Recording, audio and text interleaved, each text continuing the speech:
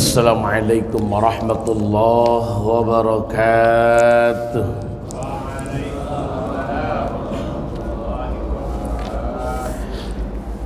Alhamdulillah alladzi nawwara quluba awliyaihi bil ma'rifati wal iman. Ashhadu an la ilaha illallah wahdahu la syarika lah al-malikul mannan. Wa ashhadu anna sayyidana Muhammadan abduhu wa rasuluh al-mab'utsu rahmatan lil anam. Allahumma fassalli wa sallim wa barik wa karrim ala sayyidina Muhammadin wa ala alihi wa ashabihi wa atba'ihi wa ummatihi ulil ilmi wal irfan, amma ba'du. Faqad qala ta'ala fi kitabihil karim wa huwa asdaqul qailin. A'udzu billahi as-sami'il 'alim minasy syaithanir rajim. Bismillahirrahmanirrahim. Afahasibtum annama khalaqnakum 'abathan wa annakum ilayna la turja'un.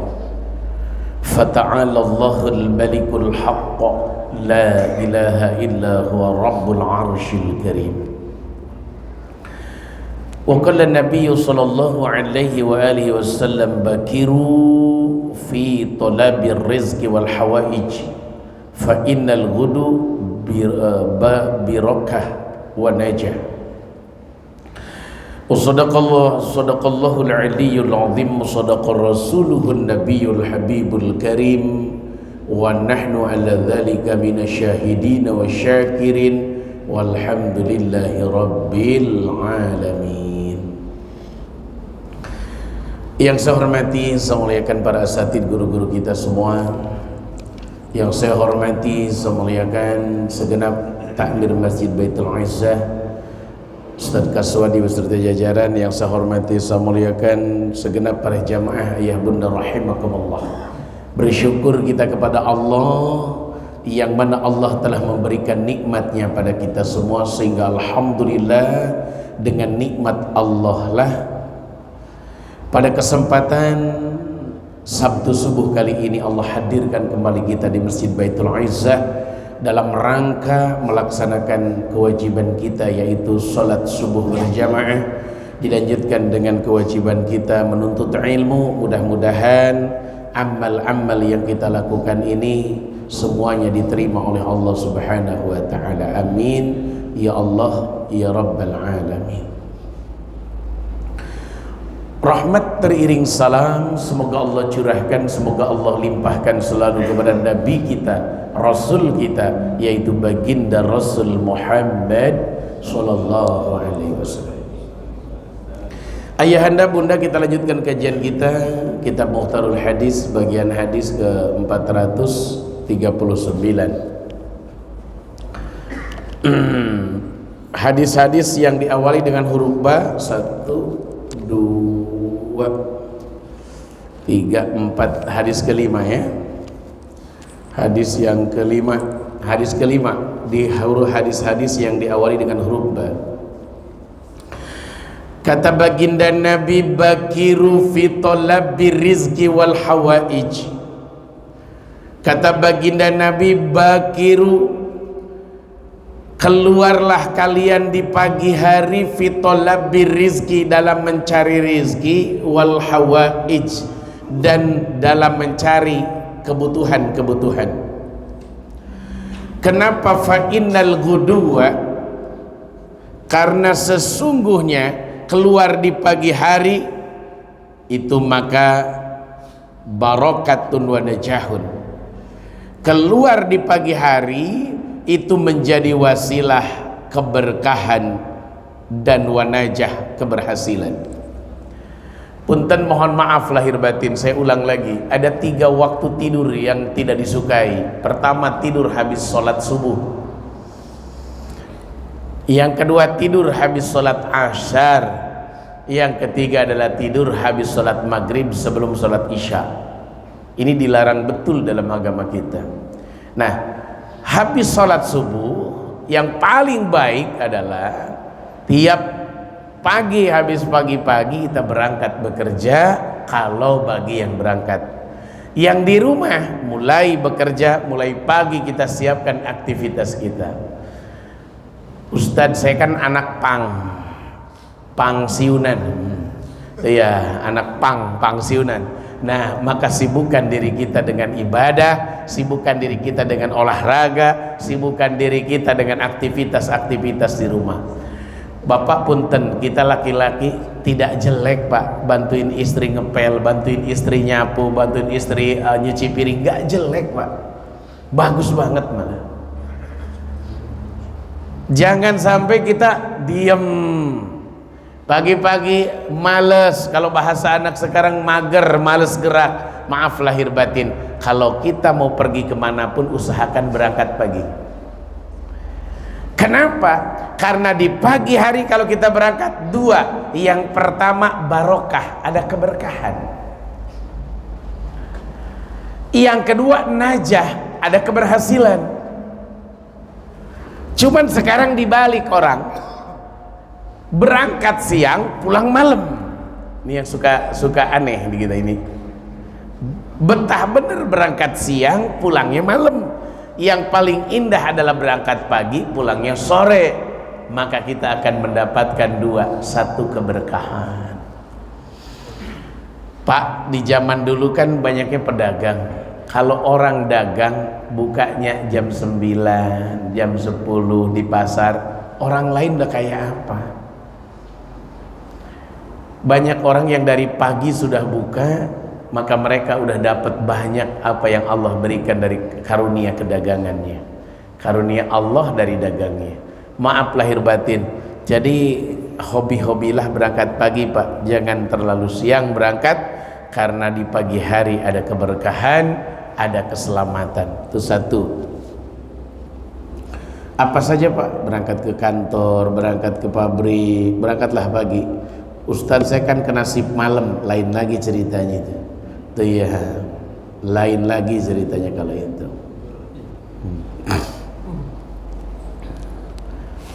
Jangan pernah berhenti ngambil berkah di pagi hari. Pertama Pak, adanya macet itu sebenarnya udah kesiangan. Kalau berangkat pagi insya Allah nggak macet sebenarnya. Tapi kenapa kita kena macet? Sebenarnya siang berangkatnya. Saya dari Mau ke sini karena pagi hari ya gak ketemu macet Pak. Tapi maaf, jam 6 aja berangkat dari Mau ke sini, bisa 2,5 jam Pak nyampe sini. Tuh ya, kenapa? Satu jawabannya Pak, karena kalau udah siang beda ceritanya dengan pagi. Makanya hobi-hobi berangkat pagi. Kita pulang ke Jawa nih Pak, pulang ke Jawa, berangkatlah habis tahajud jam 2 umpamanya, cepet nyampe Pak. Tapi berangkatnya siang, contohlah jam 7 berangkatnya, jangan sampai nanti jam berapa nyampe nya. Ada orang yang udah hobi itu Pak. Beberapa kali saya ketemu di tol Cipularang, sholat subuh berjamaah gitu ya, ketemu dengan jamaah orang Tangerang, ketemu bareng-bareng berangkat habis tahajud, rupanya beliau juga nyampe Cipularang tiba subuh berjamaah bareng di rest area. Ternyata begitu Pak, banyak orang yang ngambil pagi karena dengan pagi itu ada keberkahan. Oke, yang kedua, hadis yang kedua,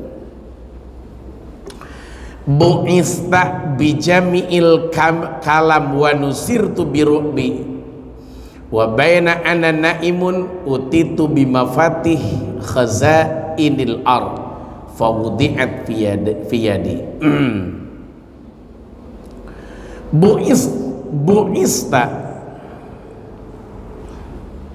Bu'istu aku diutus bijawami'il kalam, dengan kalimat-kalimat global, yaitu Al-Quran.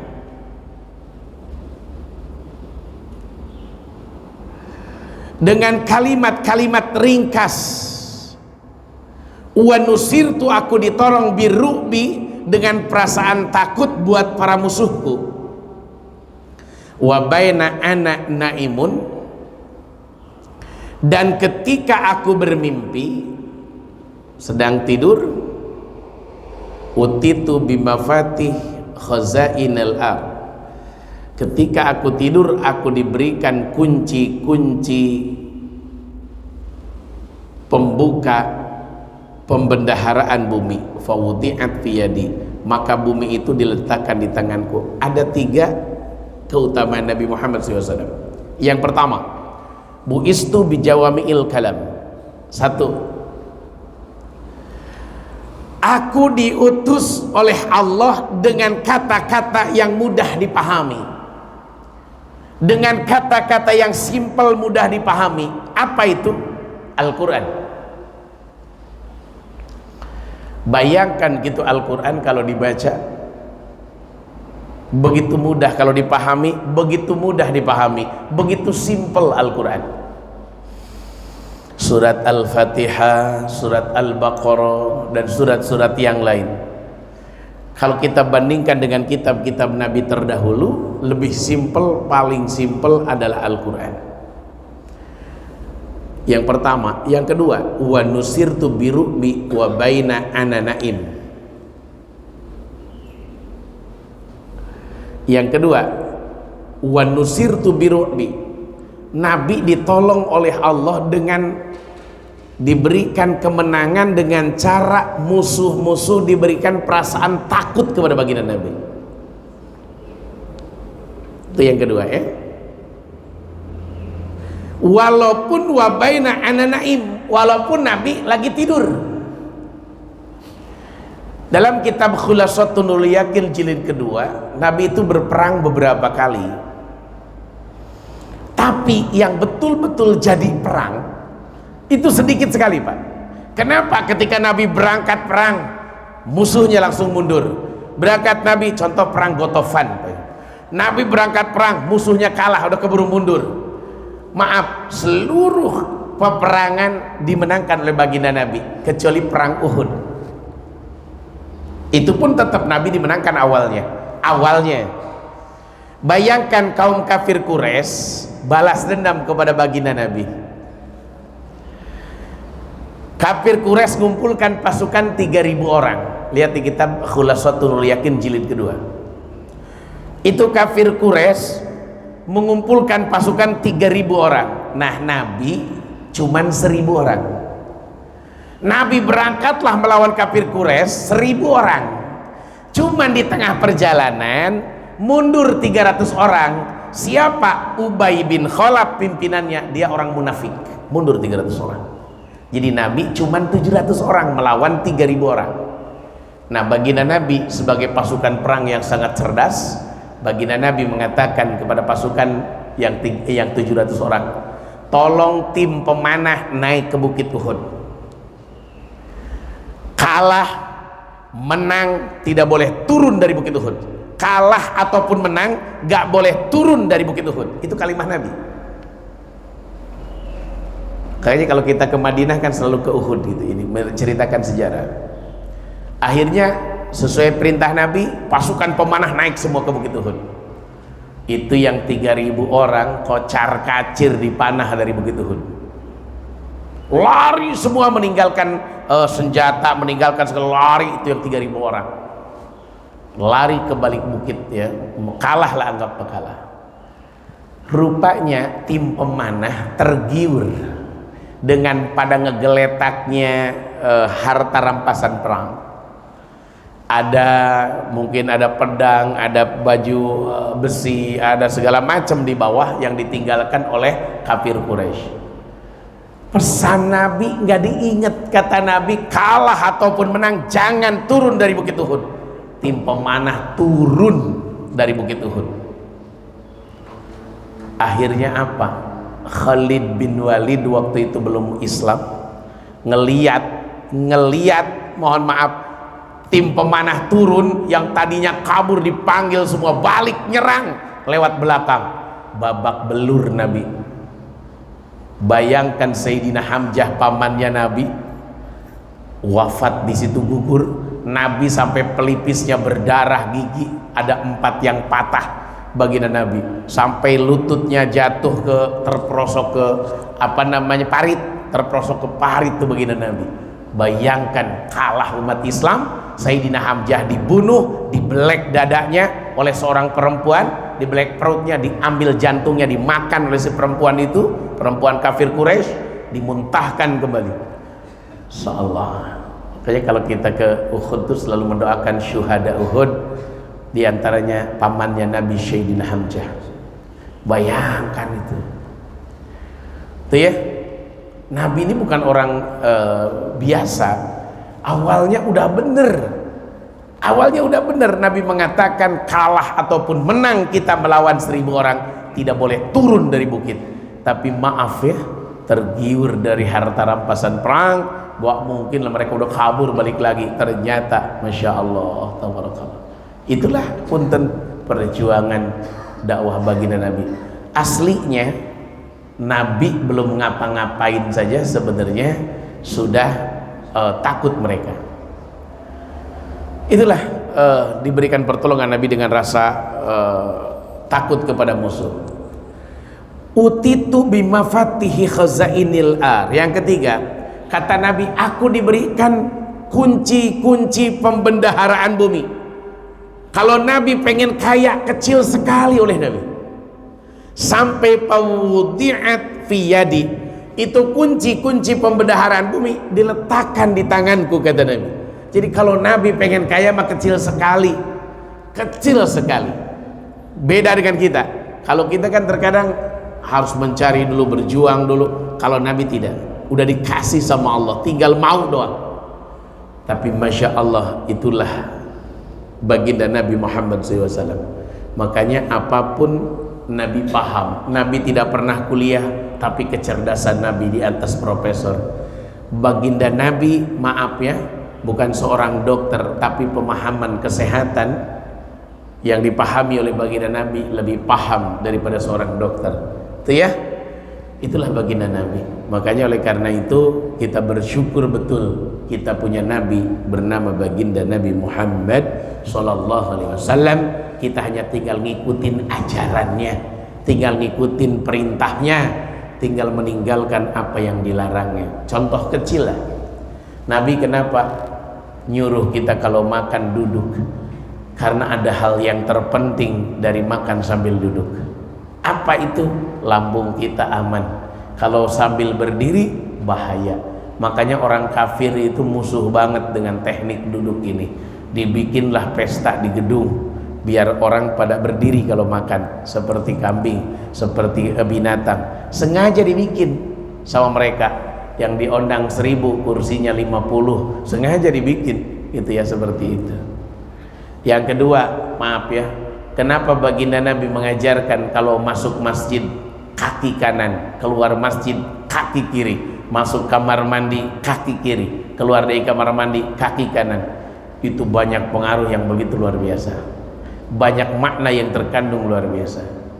Kenapa baginda Nabi mengajarkan kalau mau tidur berwuduklah, lalu miringlah ke sebelah kanan, lalu berdoalah. Kenapa harus miring ke sebelah kanan? Gak boleh miring ke sebelah kiri, gak boleh telungkup, gak boleh terlentang, karena ada makna yang terkandung dari sisi kesehatan dan sisi kejiwaan. Baginda Nabi paham betul ya, paham betul dengan itu semua. Oleh karena itu mari kita amalkan apa yang disunahkan oleh baginda Nabi Muhammad sallallahu alaihi wasallam. Hadis yang ketiga. Bismillahirrahmanirrahim.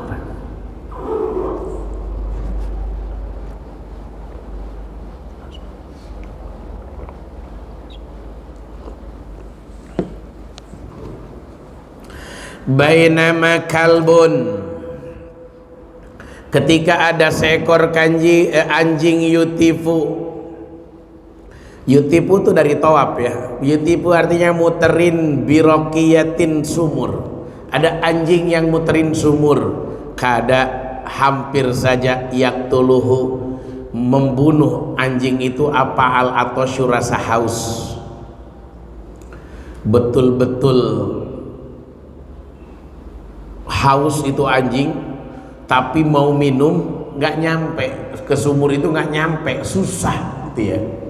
Mau minum tuh susah tuh ya, karena apa? Dalam sumurnya, tapi dia hausnya luar biasa.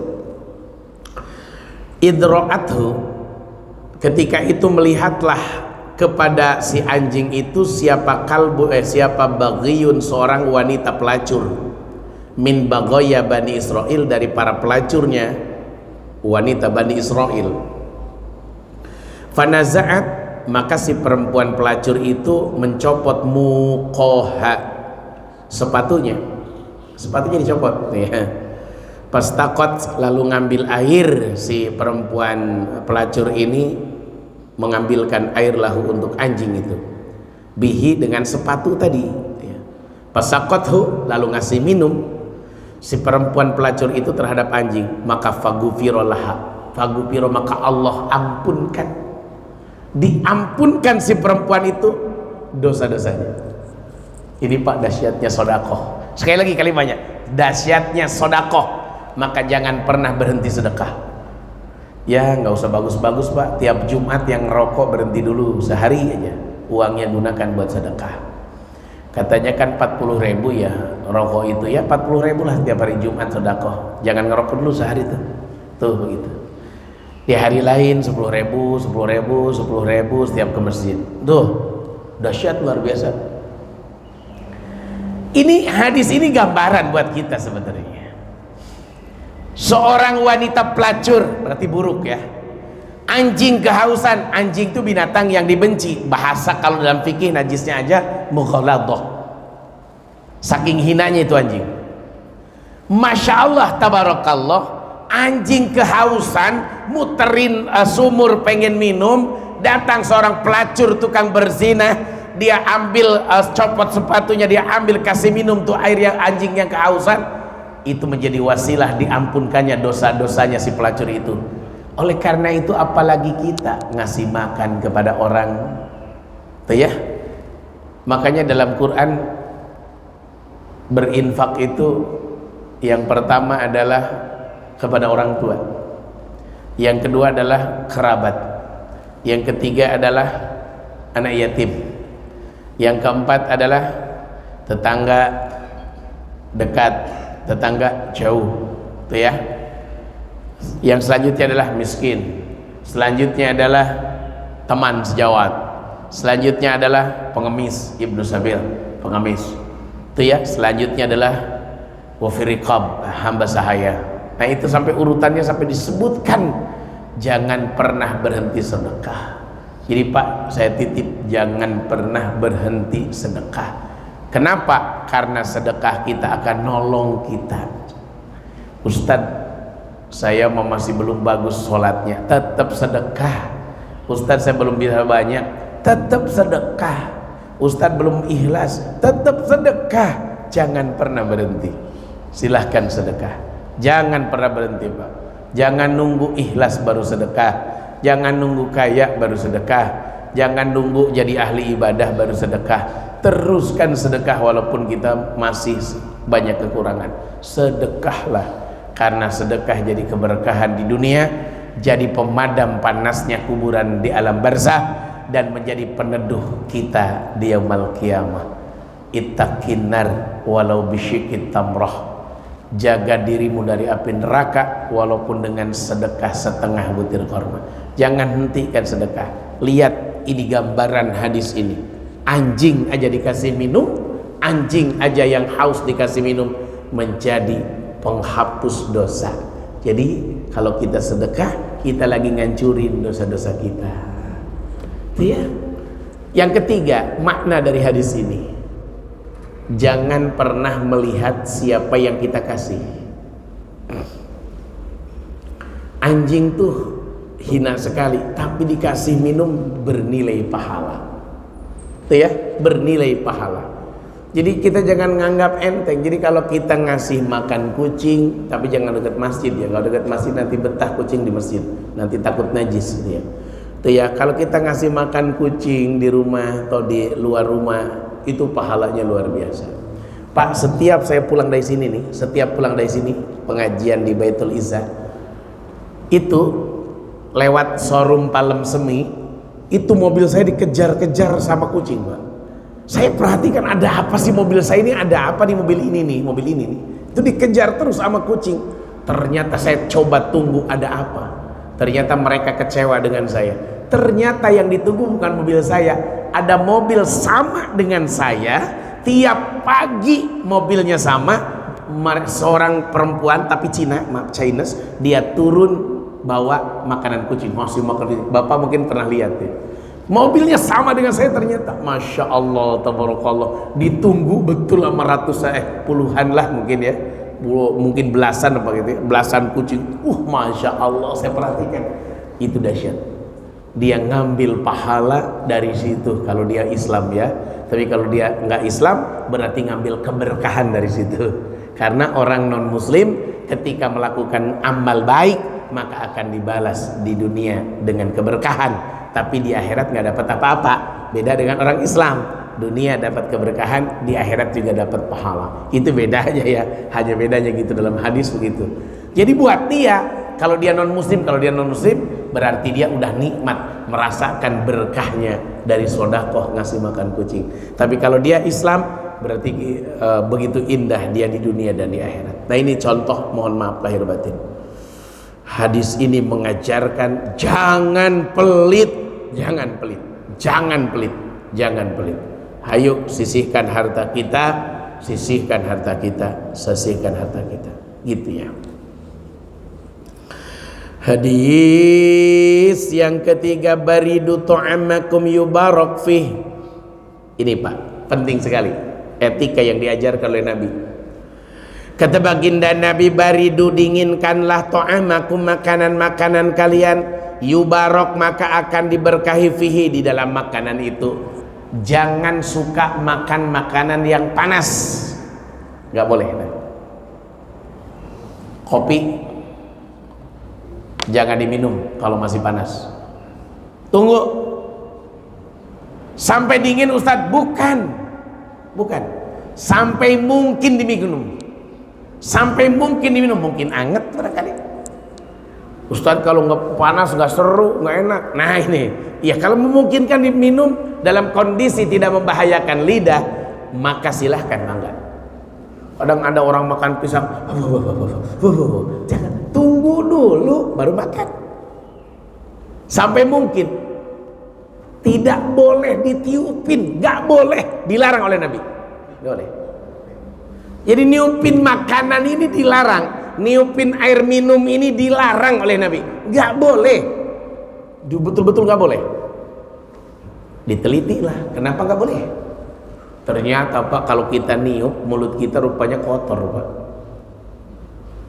Dari lambung naik semua kotoran, masuk ke air, airnya diminum lagi sama kita. Dahsyat ya. Jadi jangan biarkan kita punya posisi dalam kondisi kita niup makanan, jangan, tunggu. Termasuk nyuapin bayi, sekali lagi kalimahnya, nyuapin anak. Terkadang anak kecil kan disuapin bubur, ditiupin dulu sama ibunya, jangan. Berarti ngasih racun sama anak kita, jangan. Lalu bagaimana Ustadz? Biarkan sampai dingin dulu, bukan dingin ya, sampai memungkinkan dimakan. Ya angetlah barangkali. Nah ini kata Nabi, baridu, dinginkan makanan yang kalian makan, yubarak, maka akan berkah fihi, di dalam makanan itu. Saya tidak suka dengan dua makanan. Pertama makanan panas, yang kedua makanan pedas. Dua ini saya nggak suka. Kenapa? Repot makannya, gitu ya. Sambal nggak doyan, cuman kalau pedas, nah repot kan. Makanya banyak orang yang sakit karena makan terlalu pedas. Banyak orang yang lidahnya kebakar karena makanan terlalu panas. Ustadz, saya kan latihan tiap hari ngerokok, jadi udah biasa yang panas-panas. Allahu Akbar, tabarakallah. Jadi punten mohon maaf lahir batin, dinginkan kata Nabi, dinginkan, jangan makan makanan yang panas. Tapi punten sekali lagi Pak, jangan pernah mendinginkan dengan tiupan mulut, nggak boleh. Biarkan, diamkan dulu, gitu. Hadis yang ketiga, biru abaakum tabarrukum abnahukum, wa'ifu anni nisa ta'ifu nisa'akum wa man tunusila ilaihi falam yakbal fala yarida 'alal haud. 54. Baik. Kata Nabi biru, sayangilah oleh kalian dan muliakanlah oleh kalian abaakum, ayah-ayah kalian, maka tabarrukum, maka akan memuliakan kepada kalian siapa abnaukum, anak-anak kalian.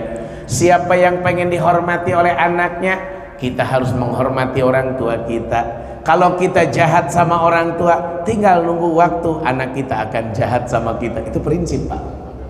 Jadi maaf, itu balasan. Siapa yang pengen dimuliakan sama anak, muliakan orang tua kita. Itu prinsip, Pak. Sekali lagi kalimahnya. Ini hadis Nabi, ngingetin kita. Saya berani jamin, Pak, kalau orang nyakitin orang tua, tinggal tunggu waktu, anak kita akan nyakitin kita. Saya berani jamin. Saya berani jamin. Kenapa? Itu resiko, Pak. Itu resiko. Pernah ada seorang perempuan mengeluh, saya itu punya anak 4, nggak ada satupun yang omongannya ngenakin, galak, kasar ke saya semua. Maaf ibu, dulu waktu ke orang tua ibu gimana? Ya saya juga pernah maki, pernah nyaci. Nah itu jawabannya. Nanti kalau makinya sedikit, dari anak kita bisa lebih banyak daripada yang kita lakukan ke ibu kita. Itu resiko. Tapi siap-siap, siapa yang berbuat baik, mengabdi, menjaga, memuliakan orang tua, tunggu anak kita juga akan melakukan itu kepada kita. Nggak usah diajarkan anak kita, dengan sendirinya hatinya udah digerakkan sama Allah, karena itu adalah balasan kita. Jadi oleh karena itu, Pak, sayangi anak-anak kita, tapi lebih sayangi orang tua kita. Jangan gara-gara anak lalu kita tidak memuliakan orang tua kita. Jangan gara-gara istri lalu kita tidak memuliakan orang tua kita. Yang kedua, wa'ifu, peliharalah kehormatan oleh kalian aninisa, dari perempuan-perempuan kalian. Maka ta'ifu, maka akan dijaga nisa'ukum, seperti kalian, kehormatan wanita kalian sendiri. Begini bahasa orang tua dulu. Jadi suami jangan mukul istri, nanti anak perempuan kita dipukul sama suaminya. Itu sampai begitu ya, sampai begitu. Muliakan perempuan, mohon maaf lahir batin, maka anak-anak kita akan dimuliakan sama orang lain. Hebat, luar biasa ajaran baginda Nabi. Waman tunusila, barang siapa saja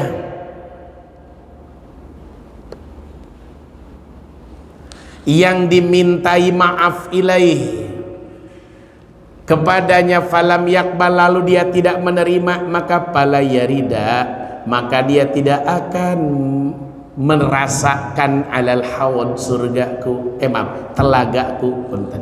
Punten Pak. Yang ketiga pesan Nabi, yang ketiga, siapa saja orang lain minta maaf sama kita lalu kita nggak mau nerima maaf itu, nggak mau memaafkan, maka tidak akan menerima, tidak akan merasakan nikmatnya telaga baginda Nabi Muhammad SAW, atau mungkin bahasa kita telaga Kautsar. Jadi sekali lagi, maaf lahir batin. Ada 3 pesan dari hadis ini. Muliakan orang tua, maka kita akan dimuliakan oleh anak kita. Yang kedua, muliakan wanita, maka kita punya anak perempuan akan dimuliakan oleh orang lain. Yang ketiga, kalau orang lain minta maaf karena kesalahannya, langsung maafkan, maka jaminan telaga Kautsar sudah disiapkan. Tapi siapa yang menyakiti orang tua, kita akan disakiti oleh anak kita. Siapa yang menyakiti perempuan, maka anak perempuan kita, keluarga perempuan kita, ibu kita, istri kita akan dihinakan sama orang lain. Dan siapa yang tidak mau memaafkan orang lain, maka maaf lahir batin, pintu surga tidak akan nyampe ke kita, karena telaga Kautsarnya aja nggak nyampe, apalagi pintu surganya. Oleh karena itu, 3 hal ini mohon diingat dalam kehidupan kita. Baik, itu yang bisa disampaikan. Insyaallah Tandain bapak-bapak, kita lanjut insya Allah bulan depan di Bunyal Islam ala khamsin, dasar hukum agama Islam atau rukun Islam, tentang hadis rukun Islam. Itu saja yang bisa sampaikan. Maafkan bila ada ucapan yang tidak berkenan. Udah suruk belum? Oh belum, lanjut. Masih lanjut? Oh belum ya. Pikir saya udah suruk. Iya salah. Kita lanjut ya. Masih sampai suruk. Bunyal Islam, Islam dibangun ala khamsin, atas 5 pondasi. Syahadatu alla ilaha illallah, 1, bersaksi tiada Tuhan selain Allah, wa anna Muhammadar Rasulullah, dan sesungguhnya Nabi Muhammad adalah utusan Allah. Wa iqamis shalah, yang kedua dirikan salat. Wa itaiz zakah, yang ketiga bayar zakat. Wa hajjil bait, yang keempat haji ke Baitullah. Yang kelima shaumi Ramadan, puasa Ramadan. Hadis ini tentang cerita rukun Islam. Pak, kalau orang Islam lakukan 5 hal ini. 1, baca syahadat, bersaksi Allah adalah Tuhan kita, Muhammad adalah Nabi kita. Yang kedua, dirikan sholat. Dimanapun kita berada, jangan sampai meninggalkan sholat. Nggak bisa tepat waktunya di jama', nggak bisa lengkap jumlah rokaatnya di qashar, nggak bisa di masjid, di rumah. Syukur-syukur kalau selalu berjamaah. Nggak bisa berjamaah, salat sendiri. Saya ngebayangin, Pak, emang ada orang nggak bisa berjamaah? Ada, Pak. Itu yang ngelas di dasar laut, nggak bisa dia berjamaah, sendirian dia di dasar laut. Salat, ya. Saya pernah ngelewatin daerah Majalengka, Pak. Majalengka, waktu itu tiba waktu zuhur. Itu Masya Allah, Pak, orang pada sholat di pinggir pematang sawah. Ibu-ibu yang lagi di sawah pada sholat di pematang sawah. Masya Allah, kalau orang udah ahli ibadah, dia nggak mikirin tempatnya kayak apa, sholat alasnya pakai daun pisang. Itulah kalau orang sholat. Kemarin ada yang nanya, Ustadz, saya kan hobi mancing. Itu kalau di perahu kan sholat susah, Ustadz, berdiri. Gimana tuh saya sholatnya, Ustadz? Kalau berdiri ngejungkel saya, Ustadz, kata dia. Saya bilang sholatlah sambil duduk. Kalau enggak, pas bagian jam sholat, keluar dulu dari laut, saya bilang. Ntar balik lagi. Susah, Ustadz, enak aja. Iya, kan saya nggak paham. Saya nggak pernah mancing di laut, saya bilang. Kata dia, gitu. Kata saya sholat duduk aja. Sholat duduk. Jangan sampai nggak sholat. Jadi yang hobi di bagan, hobi mancing di laut, tolong jangan sampai nggak sholat gara-gara mancing. Sholatlah walaupun sambil duduk. Kenapa? Karena itu kewajiban, enak tidak enak. Sampaikan ke anak kita, Pak. Jangan biarkan anak kita meninggalkan sholat. Karena di akhir zaman itu begitu kata Allah. Fakhalafa min ba'dihim khalfun adha'us sholat wattaba'us syahawat. Di akhir zaman itu akan banyak orang meninggalkan sholat dan mengikuti hawa nafsunya. Saya perhatikan, Pak, beberapa mall sekarang tuh udah bagus masjid musolanya, Pak. Tang City itu udah keren banget masjidnya, ya, Masjid An-Nur kalau nggak salah. Terus Sleeping Wood tuh keren banget ternyata itunya, masjidnya itu ya, samping bioskop itu keren banget. Terus mana lagi ya? Ya banyak masjid yang di mall sekarang udah syar'i lah, udah mulai paham bahwa orang sholat di tempat itu bawa keberkahan, gitu ya, sudah mulai paham dengan itu. Jadi oleh karena itu mohon maaf bapak-bapak, jangan pernah meninggalkan sholat. Iya, di Tanah Abang itu, di masjid yang ada di atas itu bagus juga ya, bagus juga luar biasa masjidnya. Di stasiun-stasiun lumayan sekarang, stasiun Tanah Abang bagus masjidnya, di Duri juga bagus ya musolanya. Jadi saya perhatikan bagus-bagus sekarang. Jadi kalau orang nggak mau sholat tuh keterlaluan sebenarnya, karena tempatnya, sarananya udah disiapkan. Tuh itu ya. Oke, yang ketiga, wa itaiz zakah, bayar zakat, Pak. Jangan sampai kita nggak bayar zakat. Jangan biarkan kita tidak bayar zakat. Bayar zakat. Jangan sampai nggak bayar zakat. Berapapun harta kita, hitunglah zakatnya, jangan tidak bayar zakat. Berapapun penghasilan kita, keluarkan zakatnya biar enak memakan dan menggunakannya. Wa hajjil bait, yang keempat pergi haji ke Baitullah. Alhamdulillah Kita semua di Arafah ini sudah berhaji semua. Oleh karena itu yang belum uangnya banyak, tolong berangkatlah haji plus percepatan. Itu ya, karena sekarang ada haji plus percepatan, tahun 2025 daftar atau 2024 daftar, maka 2025 langsung berangkat. Jadi langsung sekarang mah enak ya, haji itu langsung bisa berangkat. Yang penting biayanya $18.000 ya, sekitar 300 juta ya, 300 jutaan. Monggo silahkan pada berangkat. Wasomir Ramadan, dan puasa di bulan Ramadan. Insyaallah 4 bulan lagi atau 5 bulan lagi kita akan puasa di bulan suci Ramadan. Nah, ini adalah rukun Islam. Hadisnya diriwayatkan Imam Bukhari, Muslim dari Ibnu Umar. Baik, kita tutup dengan doa. Allahumma shalli wa sallim ala sayyidina Muhammadin fil awwalin wal akhirin wa barik wa karim radhiyallahu tabaraka wa ta'ala an kulli sahabati Rasulillah ajma'in. Alhamdulillahi rabbil alamin hamdan syakirin hamdan na'imin hamdan yuwafi ni'amahu yukafi mazidah ya rabbana lakal hamdu ولك الشكر ولك الملك وهو على كل شيء قدير. اللهم صل على سيدنا محمد الفاتح لما أغلق الخاتم لما سبق ناصر الحق بالحق والهادي إلى صراطك المستقيم وعلى آله حق قدره ومقداره العظيم. اللهم إنا أصبحنا نشهدك ونشهد حملة عرشك وملائكتك وجميع خلقك أنك أنت الله لا إله إلا أنت وحدك لا شريك لك وأن محمدا عبدك رسولك. اللهم إنا نسألك رضاك والجنة ونعوذ بك من سخطك والنار.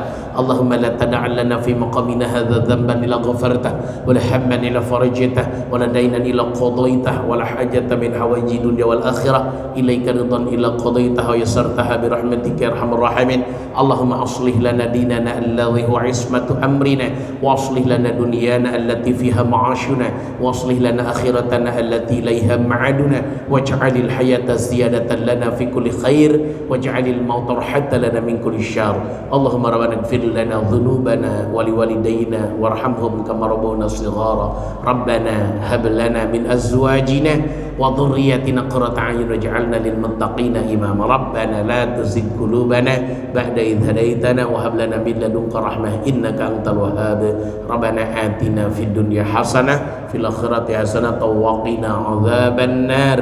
لا إله إلا أنت سبحانك إني كنت من الظالمين. سبحان ربك رب العزة عما يصفون وسلام على المرسلين والحمد لله رب العالمين.